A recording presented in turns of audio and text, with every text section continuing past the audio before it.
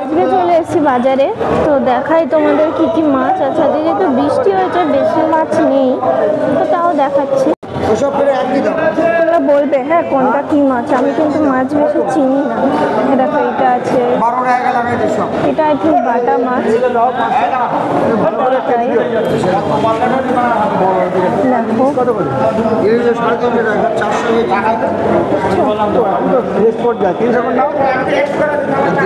ইলিশ দেখবে,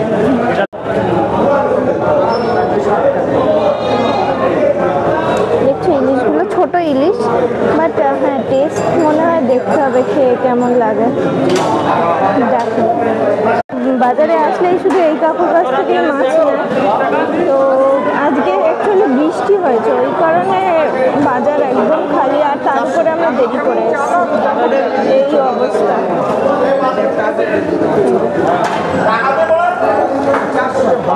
হ্যাঁ এটা 500 বড় করে পিস করবো।